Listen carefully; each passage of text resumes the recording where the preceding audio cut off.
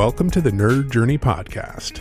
Our goal is to help you, the technology professional, accelerate your career progression, increase your job satisfaction, and be more effective in your existing role.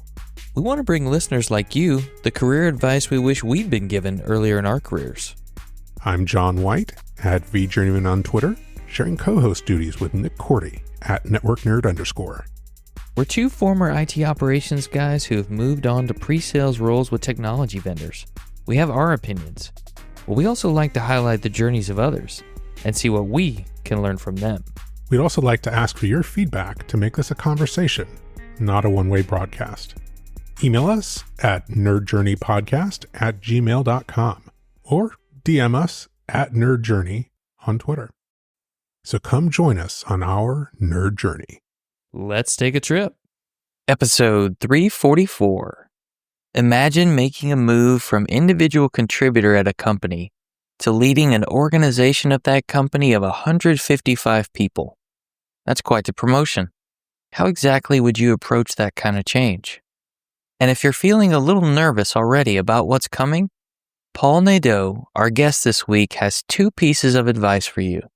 Stay calm and don't panic.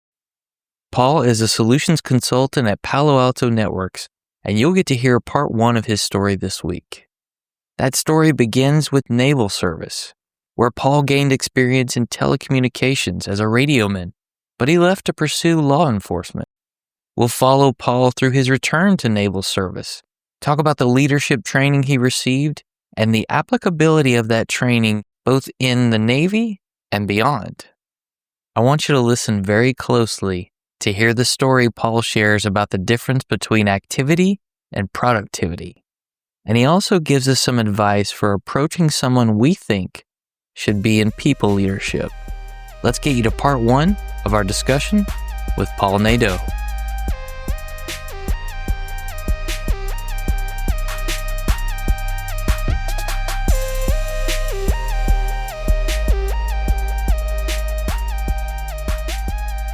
Paul Nadeau, welcome to the Nerd Journey Podcast.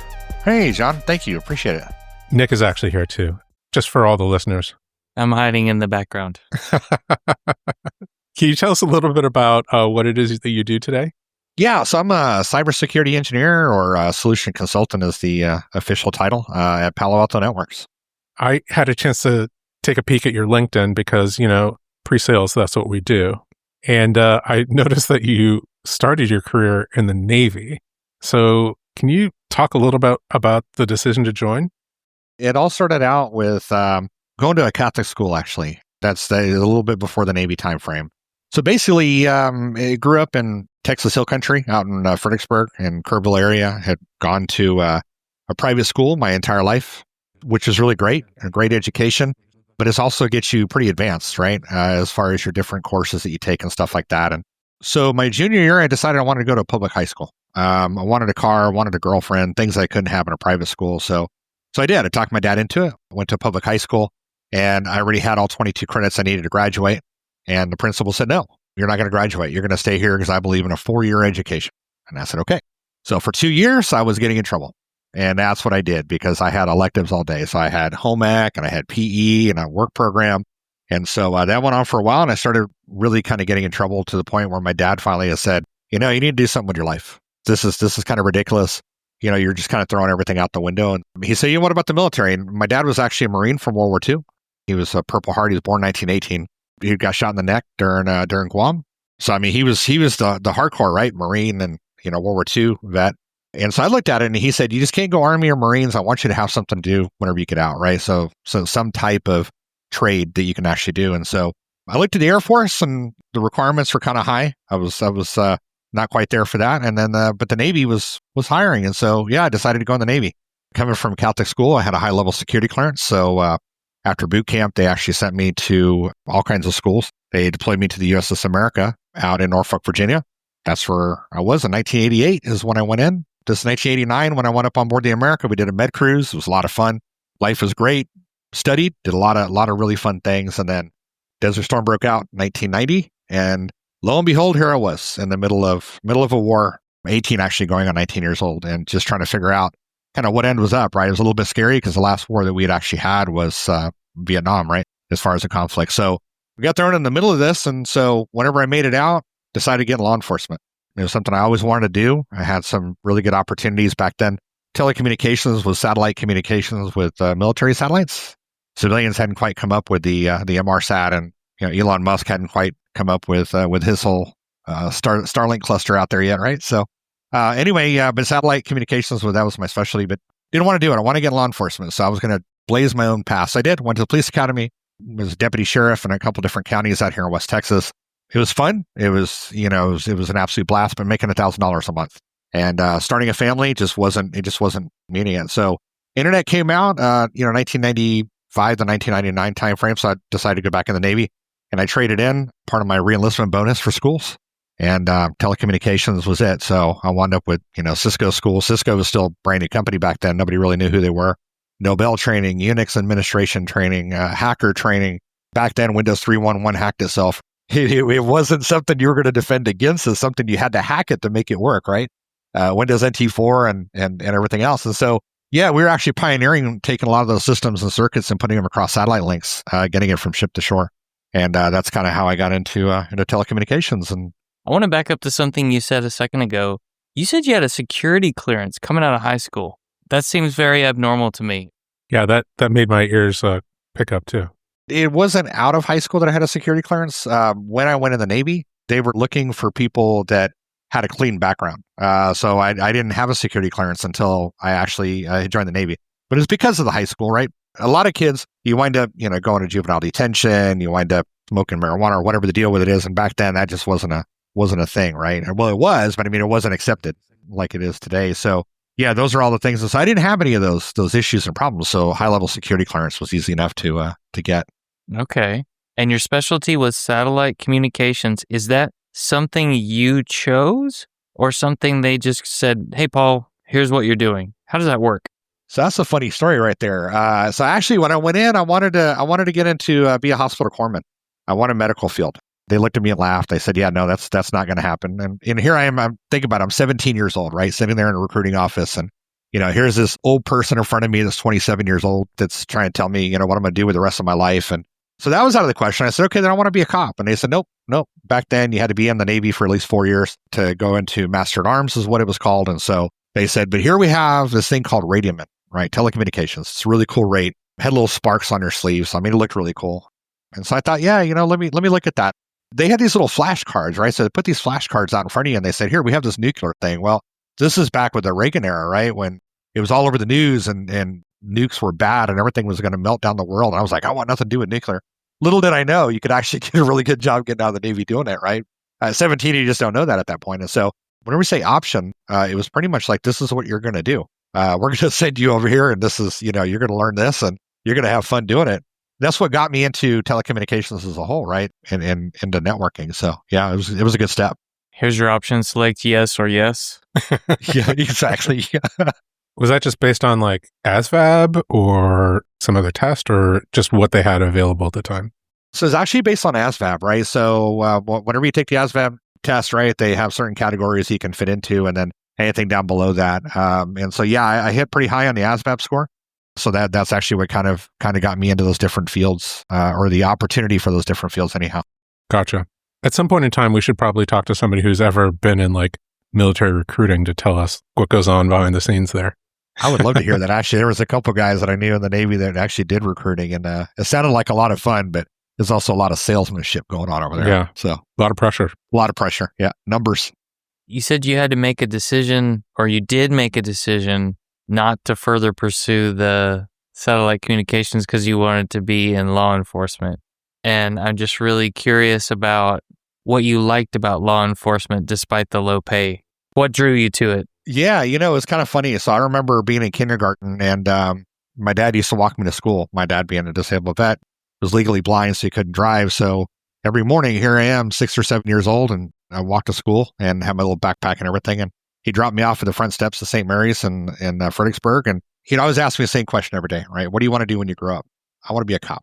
I have no idea. I don't know what it was about other than the fact that growing up, there was a state trooper that actually had lived in the neighborhood and I just loved his car. And his uniform was so cool. And he was just the nicest guy in the world. To a kid, it was like, that's kind of creme de la creme right there, right? It's kind of like, your idol, somebody you look up to, and it was kind of a cool experience actually. That's the only thing I can really the only thing I can kind of point at. Nobody ever says, when they're 6 years old, I want to be in pre-sales. I want to be an SC, right? Yeah. I haven't heard that yet. Best kept secret in the world, right? Yeah. I mean, there's only a certain number of jobs that when you're a kid. You can probably hear accountant and lawyer, but you don't really know what they do. Yeah. The local doctor, you know what he does. There's no way you're ever going to get that amount of education, right? So you just scratch that one off the list over here, right? What does 6-year-old Paul want to do, right? And it was like, I was pretty focused, right? I wanted a law enforcement career. That was my whole goal. It worked out pretty well. I'm also curious about the different schools that you have access to in the military. It just sounds like it's the one place where you can go and just get all this training that is totally relevant to our field without, actually already being in the field. A lot of the schools that I had, like Nobel training, was actually civilian training that they did on the military base. So it was tailored to the Navy. It was sponsored by the Navy, but it was actually a civilian instructor that came in from California. He was the one that did all the training. And then the same thing with Cisco, right? So you go do your CCNA training and then you take the CCNA test, right? It was just paid for and sponsored by the Navy. After Desert Storm, decided I wanted to go to ODU, Old Dominion University, and it was the same thing. I went down to career counselor's desk and said, hey, I want to go to college. And, he said, sure, when do you want to go? And I'm like, well, whenever the next opening is, because, we were one carrier, right? And we had like 5 or 6 carriers in Norfolk, and they only had so many spots available. I think they had like 35 spots for Old Dominion University, right? And we had 6,500 people on board the carrier. And that's just the carriers. That's not the whole rest of the base, right? And sure enough, they had like 20 openings. And I'm like, are you kidding me? Like, nobody wants to go to college? Yeah, I started taking college classes. I mean, you had to show up in uniform. So, some of the other people were a little, they kind of like look at you and, oh, you're lame. Hey, you know what? I don't have a bill. This is paid for. We had what they call Radioman A school, which is you go learn how to type back then. You had to type pretty well. So I think 13 weeks, I believe, is what that was. And then I took off and went off to all the advanced schools, what they call C schools. You have, satellite communications school, cryptology school, a lot of the advanced type of technology out there. And so that was all pretty cool. And then they kind of intermixed. You'd go to Nobel school, you go to Cisco school or whatever, right? And then you might have another Navy school after that. For military experience, I mean, not only do you have all the benefits afterwards, right, with the VA loan and all the different benefits that you have as a veteran, but when you're in, it's like they tell you that 75% of it's paid for. I'd go down to personnel and say, okay, who do I cut the check to? And they would just, we'll send it to you. The bill never came, right? So they pay 100%. They just tell you 75%. But I mean, you're making a whole $20,000 a year, right? And with a wife and kids and everything else, but everything's paid for. So at that point, it's pretty straightforward. Take advantage and soak up as much as you can, I guess. Was there like a qualification? Is like you have to do something in order to qualify to go to these schools? It was based on your job, right? So being a radioman is now actually the rating has changed. Now the rate has changed to what they call IT, information technology, right? Back then it was radioman. So we did Morse code. We did a lot of HF communications, right? Which is the, ship to shore, ship to ship. So, those type satellite communications. We were kind of what connected the world, right? Not to sound like a carrier commercial, T-Mobile or whatever, right? But that's what we did, really, right? We kind of connected the world together and just kind of had fun doing it. So it was kind of a natural progression, right? That, IT would kind of wind up with the people who actually connected it all together. When they first came out with ArcNet and Token Ring and, all the different new technologies that they had back then, that's who got to mess around with it. Always wind up in radio, because we're a secure space. And they say, here you go, we're going to put everything in here so nobody messes with it. Well, that's the worst place in the world to put it. We're going to really mess with it. That's what we do, right? But, at the same token, you also find all the good, bad, and indifferent with it as well, right? So not only did you have the school, but now you have free training, right? I mean, it's like you're on that ship 7 days a week, 24 hours a day. You're out to sea. So it's not like you're going to go home. Like, you have friends to hang out with. Friday and Saturday, you're off. Nope. You're out there. So you're working what they call port starboard, 12 on, 12 off. That's it. As long as you're gone for Desert Storm, 7 months. Sort of was, not one day off. Eat, sleep, work, repeat. Yeah. So that's why when people complain about, I have a heavy workload, I just laugh. I'm like, yeah. Was there military training that helped you deal with hostile, intense situations in law enforcement, or was that kind of new and something you had to learn? So we did. Was assigned to an AMCC unit, American Mobile Communications Center, for Desert Storm. And one of the things that you do is you go through a lot of training. You go through hand-to-hand combat. You go through a lot of logistical training, jumping out of helicopters into the water, stuff that you might have to use while you're forward deployed, right? And so the number one thing that you actually learn, believe it or not, is the key to success. Stay calm. Don't panic. And even as a pilot today, right? So I'm a private pilot, owned an airplane for many, many years. And no matter what happens in that cockpit, stay calm. That's it. Just don't panic. Panic is the number one thing that'll get you in trouble every time. Whether it's kids that get into trouble and you panic, or whether it's something at work, especially in law enforcement, right? As long as you keep cool, you're going to be fine with it. And it's kind of been the guiding light in life, honestly. That one little bit of information there. Did you find yourself doing anything special to help you stay calm in those situations? For somebody who can't do this well, let's just say, what would you tell them? As a field training officer, we had that, right? We had, help and train some of the newer police officers when they came on. And you look at them and a whole different myriad of situations, right? Day number one on the job, they're right out of the police academy. They have their uniform all pressed, everything else. And so, you're driving and you're telling them, okay, whenever we do a traffic stop, I want you over here on the passenger side. I want you to listen and look and see what's going on. And sure, no problem. We get out, we walk up there, make contact with the person who's speeding or whatever, driver's license, insurance, everything else, and turn around and walk away. And I look over and there's my rookie without a gun. And I'm like, where's your gun? He's like, oh, that's dangerous. I said, what do you mean it's dangerous? We're doing a traffic stop, right? It's like, yeah, but this is a small town in Texas. I'm sure they told you in a police academy, part of the job requirement, one of the issued things is a gun, right? To kind of go back to your question originally, right? It was kind of like the training just kind of came natural, I guess, or the instinct, I guess, to stay calm. When situations started kind of escalating, one of the big things that you kind of do is just to kind of sit back and kind of think about it for a second, kind of rationally, right? And it's not going to do you any good to get all lathered up in your mind and kind of, let that take control of you. Some people fight anxiety continuously, right? In life and, with kids and family and everything else. And it's one of the things that, knock on wood, I've been extremely lucky with that I haven't had to have that problem. And that may be part of it, but my wife does say I'm missing a gene. There's that gene in there somewhere that it's like the fight or flight just doesn't kick in with me, right? I just sit there and look at you like a dog watching TV. I don't know what it is, but it's always been there. Basic training has, a lot of people shouting, yelling and stuff. So is it just that, like, having gone through that, you kind of get a little bit desensitized to that kind of thing? But I mean, not everybody who goes through that gets desensitized, right? Yeah, that's a really good point, right? So they stick you in a gas chamber. Literally, it's a tear gas chamber, right? And you have your mask on and you go in there. You're standing there and they're talking and it's warm in there and you have your long sleeves and everything on it. And then they tell you you're going to pull your mask off and put it above your head and you're going to count to 5 and then you're going to say this sentence, right? You're thinking really hard. You're like, man, I gotta remember that sentence because they're like, if you're not, we're going to have you do push-ups in there. It's like, okay. They don't tell you ahead of time, hey, this is going to be the worst day of your life and you're going to throw up all over the place. They don't tell you any of that. So you go walking in there and it's here you stand, right? Then they tell you take your mask off when you do. And man, that tear gas hits and it's the same thing. You can panic and pass out because you will stop breathing and just hit the ground. Or you can stay calm and regulate your breathing and kind of center yourself. And whatever you do, you can kind of overcome the problem and issue. That was my initial, wow, this is a really good thing for life in general, right?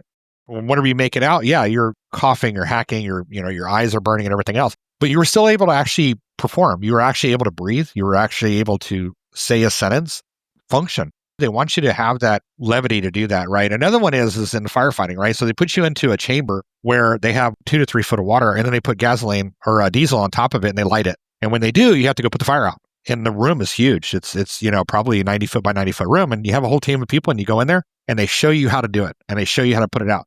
And there's people, believe it or not, that walk in there and they panic. And when they do, it's like all of a sudden the fire surrounds them and it just gets worse, right? It's like you're not making anything any better. And then the instructor will come up and he'll grab the hose and he'll show you very calmly. He'll start moving the fire back with the water. And all of a sudden, then the calm starts to come back. And he's like, why did you panic? If you just would have done what we told you to do, right? And so that's kind of a lot of the instinct, I think, may actually go back to that basic training and kind of how you perform under pressure and, with stress. I wonder if it's one of those things that you can practice. If responding to high stress situations with calm is a skill and a brain circuit that you just need to fire over and over again to, make that the easy response as opposed to the panic response be the easy response. One of the very first, when I went through my training as a new cop, sheriff put me out on the street. I had 2 weeks worth of training and then they said, okay, we're short on deputies. Here's the keys. Go find your car and go on out. You've already arrested somebody. You wrote a couple tickets. You're good to go. So here I am. I'm in the car and I'm like, I have no idea what to do. No clue, right? It's other than what they taught me in the police academy. They actually taught us to carry a gun, though. That's one of the cool parts that they did with us. But anyway, so here I am out on patrol. I get a call for, originally it came out as shots fired. And it was like 10 o'clock at night. So I'm on the other end. I'm 20 miles away. So I start kind of going over there. And then they said, nah, it's a vehicle accident. I said, okay. So I turned lights on. I start going a little faster. And then they said it's a head-on collision. And I'm like, okay, cool. So then now I've got lights and sirens and everything going. And so I get there, and sure enough, 2 cars hit each other head-on, going about 75 miles an hour apiece. That's 140 miles an hour on impact. There were 6 people in the van. There was 2 people in the truck. You get there, it is dead quiet. Just absolute quiet, right? It is uncanny. All you hear is the cracking of metal, steam coming off those engine blocks and everything else. And there's a guy sitting over here in his car. So I go walking up there, and I'm looking at the vehicles, and they're just mangled. And at that point, I was like, I wonder if he was in there. Is he okay? So I go up there and I asked him, I said, are you okay? And he just points. And when I turned around and looked, there was 2 girls that I actually went to high school with that were in the van that you could see from the outside. They were apparently DOA. They're apparently deceased. And that was one of those things, again, where it's like all of a sudden you hit that moment of levity. You don't panic. You can't panic with this, right? You got called here to do a job. You're going to be the only person here that can actually do that job. And so, volunteer fire department shows up because they're the first ones out there. A couple of those guys panic. You have to go over and grab them. Don't panic. If you're going to panic, go sit over there somewhere, right? You have to kind of be that leader, so to speak, right? The calm amongst the storm and just do your job.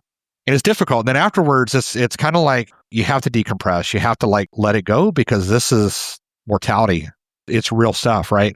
So it's not one of my kids got a bad grade in school and, my coffee maker broke this morning. It's not that level, right? It's a completely different level. So trying to work your way through that mentally is a challenge.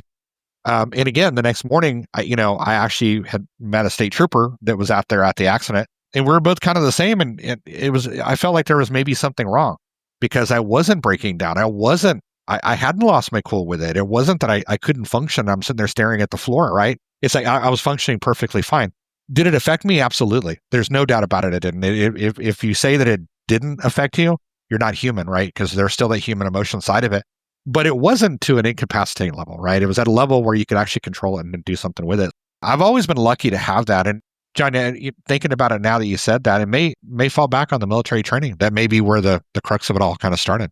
I've heard an analogy too of like a panic or anxiety response is like a glass of water. So if your glass of water is full, then even the smallest little issue is going to cause spills, right? But if you've trained to have not that much water in your glass, and it's going to take a lot of shaking in order to get to that point. I don't know if that's a perfect analogy. I don't know if everybody actually works that way, but it's just something that popped in my head.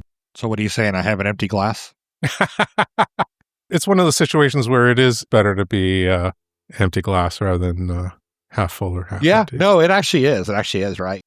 I don't know. I've seen people throughout the years, right, have different responses to things, whether it be at work and personal life or whatever. They handle their own situation and their own stress with it. It's going to be different, right? Doesn't make it wrong. It doesn't make it, it's just different, right, than the way some other people handle it. Do you feel like you don't have an adrenaline response? As a pilot, you better have a little bit of fear before you take off in the plane, right? Because you're still playing with physics at that point, even though you've done it 1,000 times before and everything's worked out fine and you know that you can control the situation.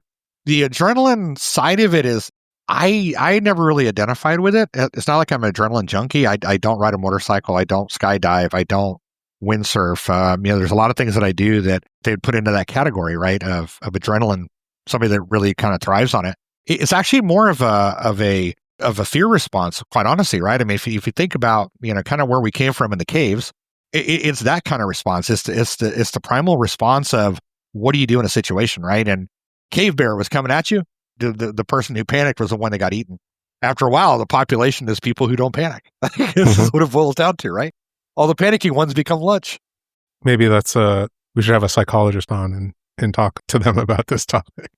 3 non-experts. We have a follow-up session. No kidding. Was there a leadership school in the Navy schools, or how does leadership training come up there? So when you get promoted to E4 is the first. So, E1 to E3 is when you first come in the military, right? So usually E4 is about 2.5 years in, I guess, right? That's the role when you start to kind of take on a leadership role in the military, right? So within radio, as an example, as a radioman, we had 2 sides. We had the tech control side, which is we used to set circuits up and things like that. Total per shift was probably, 4 or 5 people, I guess, right? E4 wasn't that big of a role. And then you had the message center. That's the side where all the messages came in and you could get hundreds of messages per minute, literally, right? And so you had a ton of people over there. E4 was more of a leadership role. They would kind of have a pod of people and they say, okay, these 3 people, you now report to Petty Officer Smith, right? These 4 over here report to Petty Officer Jones. And so they kind of break it up a little bit. So E4 was your first step into it. But usually you have an E5 and then an E6 looking over everything, right? To make sure everything's still okay. Things are still working the way they're supposed to. But yeah, they do send you off to leadership training. And it's really good. It's very in-depth, detailed. And they use a lot of real world experience, right? So it's not like you go to the school and then you don't do anything with it. You literally get into that role and then promoted to E5. Same thing, right? So in the first 4 years, I had actually made it to E6. I had a bunch of people I was in charge of. And it was a lot of fun because one of the things that you learn pretty quick in the military leadership training is it's pretty black and white, right? Like if you don't show up when you're supposed to, you get put on a report. You get put on a report twice, you have to go talk to the captain with it, right? And then you lose rank or you lose liberty or whatever the deal with it is. So there's not a lot of ambiguity with it. It's not a lot of discussion going on. It's like you're pretty much there just to make sure that what they're doing is what's supposed to be done. There are situations, though, in leadership in the civilian world as well, where you have conflict resolution, right? Somebody comes up and they're like, hey, I'm having a problem with this job over here, or I can't do this over there. You have to kind of try to figure out how to make all that work. And it's pretty interesting. And I actually have a pretty cool story too. After one of the classes, I came back and I was proud of myself. I was all ready to go. And there was a chief warrant officer, 30 years in the military. We used to call him Krusty. They sit around, they drink coffee, smoke cigarettes all day, and just, they've been around forever. Anyway, so I sit down, and so Warrant looks at me and he says, so what do you think of that leadership training? I said, oh man, it was great. I learned a lot. And he said, really? He said, in radio here, I want you to just pick out one of the guys you think is doing a really good job. I said, okay. So Petty Officer Jones. I said, I want you to watch him for 5 minutes. 5 minutes. And I don't want you to say anything. Just watch him and see what he does. And then we're going to talk about it. I said, okay. So I'm watching Petty Officer Jones, and man, I knew he was a good guy, right? I knew he was solid. He was always working. And sure enough, he goes over, he picks up a stapler, he walks to the other desk and puts it down. He picks up a pencil, he walks across the room, he puts it down, opens a drawer, pulls out a notepad, opens another drawer, puts it back in. And I'm like, after 5, I look over at Warren, and he's just smiling. And so he says, are you done with this? And I'm like, wow, I'm only 3 minutes into this and he hasn't done anything. He's just walking around moving stuff. That's all he's doing, right? He goes, all right, so now I want you to pick somebody that you think is what we used to call a slacker, right? A skater, somebody that's not doing their job. I said, okay. Petty Officer Smith, though, I'm going to look at him because that guy, he's lazy. Everybody calls him lazy. Sure enough, there he is sitting there at the printer. He's got his paper open, his newspaper, and he's reading the newspaper. All of a sudden, he puts it down and he gets up, and man, he goes to town. He starts tearing those messages off that printer, and he's like stapling them and pounding them and copying them and doing all kinds of stuff. 5 minutes, he has like 200 messages distributed. Like he does the job of like 15 people in a very short time frame. And he sits back down and he opens his paper, and I'm like, and I look at Warren, he's laughing, and he says, that, my boy, is the difference between productivity and activity. And that stuck with me for the rest of my life. That is what it's all about. And as sales, especially as SEs, that's the number one goal, right? We have to be productive, not just active. So it doesn't matter you go have 15 conversations with customers. Did you have a meaningful interaction with them? That's more important. The same thing when you're in leadership. If you're not having meaningful interactions or conversations with the people that work for you or the people that you work for, then you're missing out. You're really missing out, right? Because a lot of times you'll have one-on-ones that are required, quote unquote, right? And you get on there and there's really nothing to talk about. Well, why are we having a one-on-one? What is it? Or we're just going to sit here and just kind of bond? Or I mean, what is there actually doing? So there's a lot of things that can talk about, but it has to be meaningful and it has to be directional.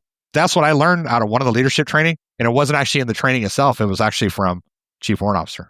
That's tribal knowledge. Yes. Tribal knowledge. We call it experience. Yes. I think that same activity versus productivity applies to any tech job too, because there's always another ticket to work on. If you keep hopping from thing to thing to thing to thing, you never get anything done. Yeah. No, you're absolutely right. Whether you're in tech support, whether you're technical account manager, no matter what your role, right? It's the same thing. I mean, if you're, each one of those jobs, yeah, you can do a lot of activity, and you can be the guy who just is, or the person, right, that is just burned out at the end of the day, right? You've done so much that day that you look at it and you go, I just can't do any more.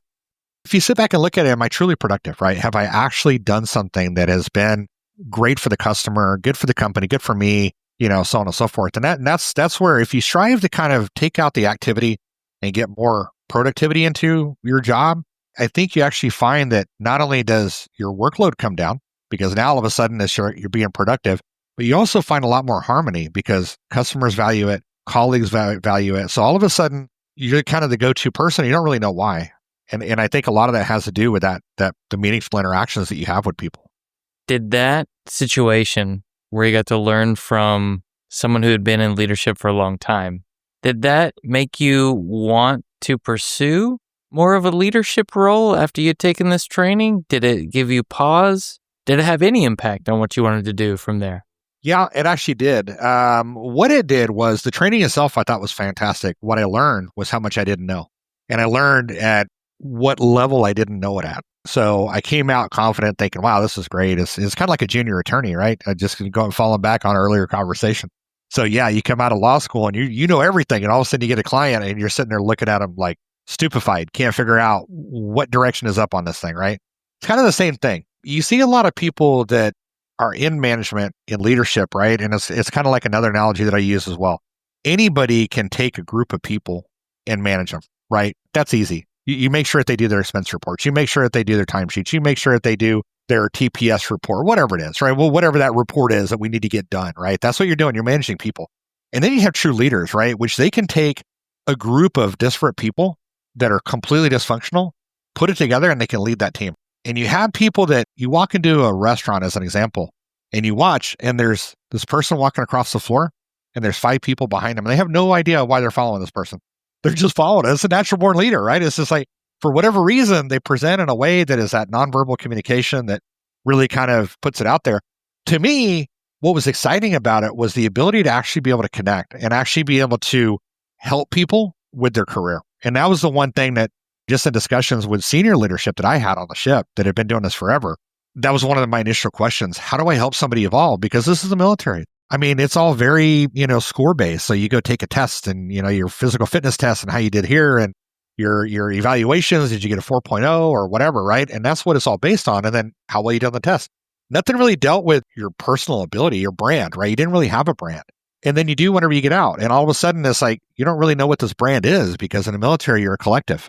In a civilian world, it's more of an individual that works in a collective environment, right? So taking that and fostering it was a really interesting evolution, right? And my initial getting into management was I actually had an opportunity at a company that I worked at. It was a large telecommunications company. My neighbor had offered a position for director of operations. He was VP of operations for a really large power company. And he said, hey, I need somebody to run my operations. I've known you for 4 years. You've got military training behind you. I think you'd be great at it, right? So, you want to come work for me? And I'd already been at that company 7 or 8 years, I guess. And so I thought, yeah, you know what? Time for a change. I said, make me an offer. So he puts it in writing, gives it to me. And I was like, wow, this is really cool. He even had a golf membership in there. That's how much fun this thing was going to be. So I was like, hey, this is pretty cool. Nice package. So I put in my resignation. I thought that was just going to be simple, right? I just resign and I start a couple of weeks later. And the CEO called me the next day and he said, hey, I'm not accepting a resignation until you come out and talk to me. And I'm like, so first off, I'm an engineer, right? I'm an ATM engineer. So you're like 5 levels up from me. I'm like, okay, cool. I'll go out and talk to you. So I fly out to California and I sit down. I talk to him. And so he says, well, here's what you don't know. We're doing a huge restructure next week. We're going to lay off all middle management. If you're a manager, director, senior director, that's it, you're gone. And we're going to flatten the whole thing out. And we're going to have directors for each one of the different departments. And if you truly do have this offer letter, I want to see it and I'll make you an offer. And I said, okay. And he said, I don't want to lose you because you come with a really good reputation, blah, blah, blah. But where did you get this leadership training? I said, military. And he puts his hand up and he says, say no more. Just show me the offer. So I showed him the offer letter. He says, okay, Director of Worldwide Services is yours if you want it. And I was like, wow, really? And he goes, I can match the pay. I can match everything except for the golf course. You don't get a golf membership here with me. I just laughed. I was like, whatever. But I thought about it all the way home and I thought, you know what? I've been here. I know these people. I know where the problems are and where the issues are and so on and so forth, right? One of the things that I didn't anticipate was I was a colleague. I went from colleague to suddenly I was in charge, right? And there's a big delta. There's a big difference there whenever you do that. And so whenever I did it, man, there was trials and tributes that just were completely unexpected. I just didn't see them coming, but it was a lot of fun and it was really rewarding when I first got into it. So you're an ATM engineer for this company, and you're saying that you were on a team with a bunch of other ATM engineers and eventually had to manage them, directing the services of, hey, you go do this job at this place and we're going to work on scheduling this work with these customers, that kind of thing? Yeah, I went from managing myself to managing 155 people in 3 different geos around the world. Yeah, whoa. Suddenly all of a sudden you have a $35 million profit and loss center. And it's like, okay, here it is. And by the way, it's all screwed up. That's the reason why we put you in here. And I was like, okay, that's good news, right? At least I'm not taking something that's a well-oiled machine. Thank you. We're going to go build this, right? You just peel it back like an onion, right? Literally just piece by piece and just kind of figure out where the problems are, where the issues are, what needs to be prioritized first. When you have an organization that size and that complex, and especially with senior engineers, it's really difficult, right? Because you're taking somebody like you need a manager, first level manager in North America as an example, right? That can run a team of people. When you do this, you have to be careful because they're a first time manager, right? Or first time leader. So they're going to make a lot of first time leader mistakes. So now you're having a mentor. So not only am I now managing North America along with the rest of the world, but now I have to train somebody on how to be a leader, right? So now you kind of have extra hours built into your day that you can't just do your job and then go home. Now you have those extra 4 or 5 hours. Is it rewarding? Yes. One of the engineers that I actually had on my team later on went and became COO for a really large company up in Canada. He came down to Texas, I don't know, a couple of years ago, and he called me and he said, hey, let's go grab dinner. I looked him up on LinkedIn. I'm like, oh, wow, COO, publicly traded company. And I was absolutely amazed. And he said, look, I just want to thank you because it was like so many times these little nuggets that I would see that you would do. And it was like, it was really interesting because I had never seen that before. And it was like, why did you do it that way? And again, back on military leadership, right? And so it all kind of came right back to the same idea, which was the military kind of gave me the foundation of what I needed. Everybody thinks the military is like Full Metal Jacket, yell, scream, blah, blah, throw people around. That's not it at all, right? So that's why with Palo Alto, one of the things that I do now is I'm part of the VetsNet program, which is for veterans program, because I do believe there are a lot of those untapped, whatever you want to call it, skills that literally are just kind of unfounded, right? That people can take advantage of. They're there. They have them. You just have to bring it out in them. Relatable experience. Absolutely. I'll circle back and maybe ask the same question in a different way. Like, is there like a specific like NCO, like leadership training track or course that you have to go through that was actually useful, that you actually got something out of? Or was it sit with like warrant officers who've done it for 20 years and learn on the job? So it was actually both. We have what they call advancement cycles, where I don't even remember what it is now, twice a year, once a year, whatever it is, you have everybody goes up for promotion, right? So you go take the test, you put together all the evaluations and everything, and then you basically put yourself before a board of people, depending on what level you're going up for, right? And then you either get selected or what they call P&A, pass not advance, meaning you pass the test, you pass everything, but you just didn't make the cut because they only take so many people, right? They only have so many openings or billets for it, right? Let's say you make it. Let's say you get promoted E5 or E6, right? Which is, now you're starting to get up into the middle management level, right? Within the military.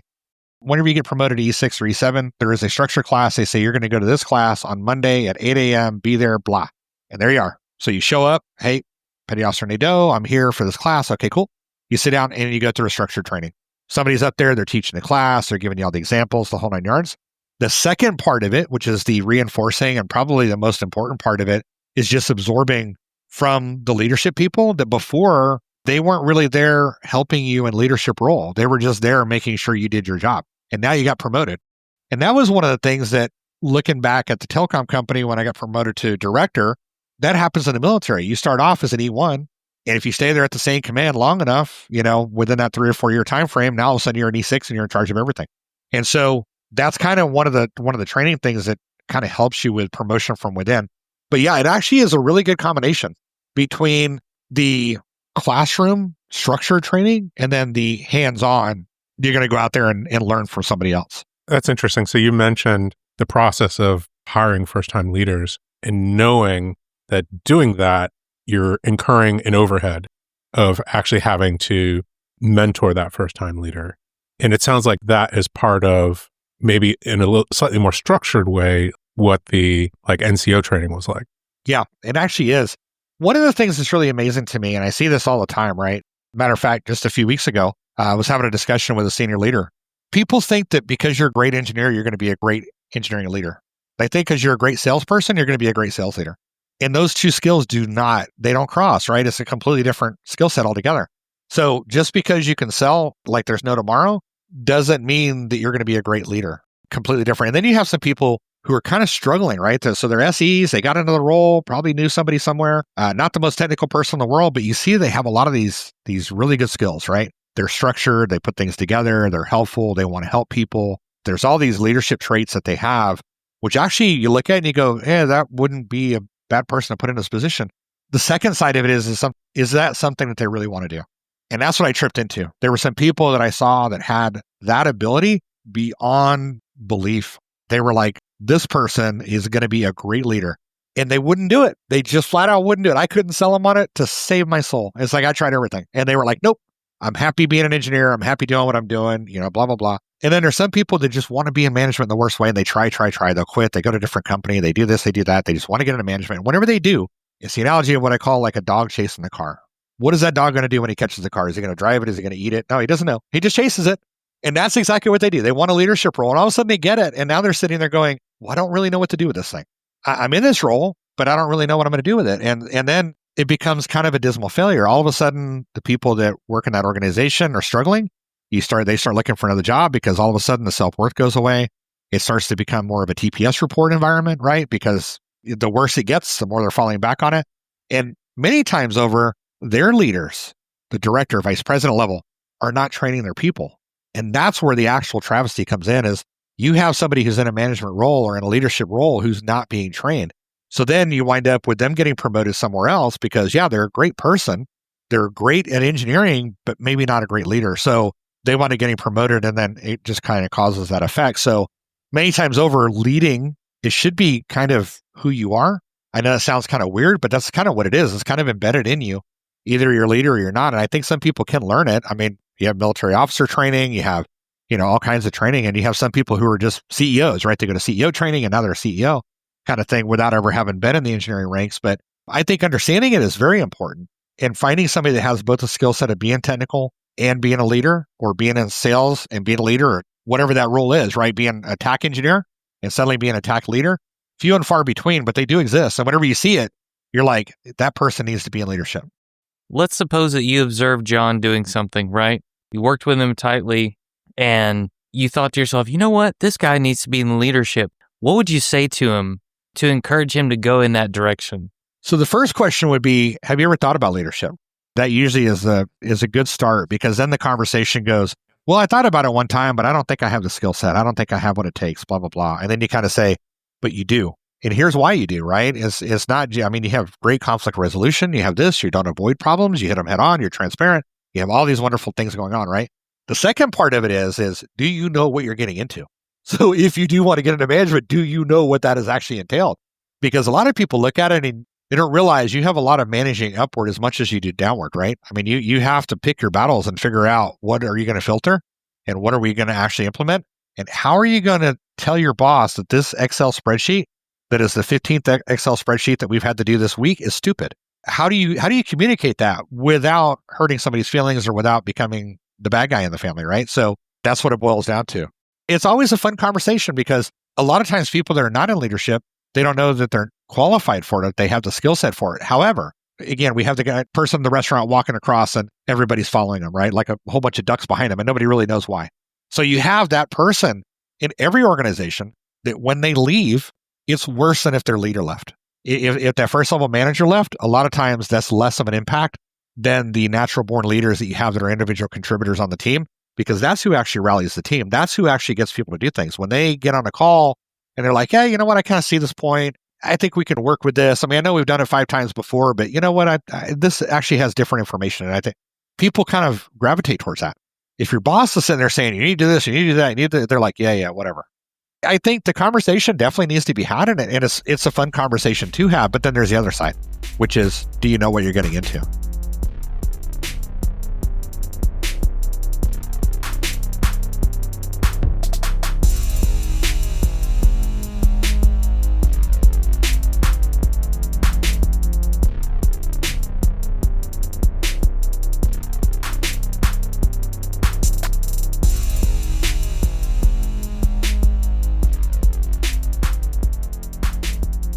I'm afraid we'll have to cut it right there this week. It might seem counterintuitive if you looked at it on paper for Paul Nadeau to get trained in telecommunications in the Navy and then go into law enforcement as a next step. But like a lot of other guests, what Paul is modeling for us is that he wanted to go and try something. He wanted to go into law enforcement because it was his ambition from a very young age. A lot of guests have been on the show and said they wanted to go try a startup. Daniel Paluzik and Brad Christian both come to mind as people who wanted to go and do that, and they did that. They gained that experience, and then they were ready for the next experience, just like Paul was ready to come back to join the Navy. But that experience, that decision to go and try something, is part of this collective job and real-world experience that we take with us into our next role. I'm confident the skills Paul learned as a police officer cemented that military training, the training he got in law enforcement, and the way he applied it when he eventually got into the civilian working world. And let's go ahead and double down on the things Paul mentioned as far as veterans programs go. A lot of technology companies out there have programs to support veterans. They're looking for that type of talent to pull in those transferable skills that come from military service. If you're looking for other stories of veterans whose technology careers began in the military, check out the veteran hashtag on our website. We'll put a link in the show notes. When Paul made the comment about specific individual contributors leaving a team and having a greater impact when they leave than the manager, it made me think a lot about our conversations with different guests about the team lead or tech lead role on the show. There have been a number of those under the team lead or tech lead tag on our website.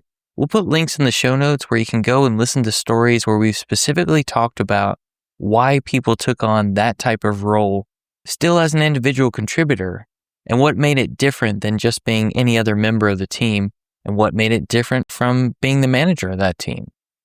And finally, I'll say for Paul, when he took that role as director of worldwide services for a telecommunications company, he had to prioritize the top things. Out of this giant worldwide organization, he needed to focus on only those things that were most important to manage his profit and loss center of 155 people.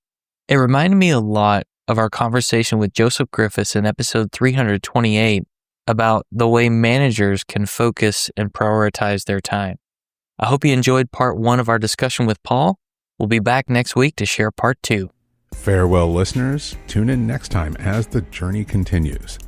I'm John White at VJourneyman, for Nick Cordy at NetworkNerd_, signing off. Adios.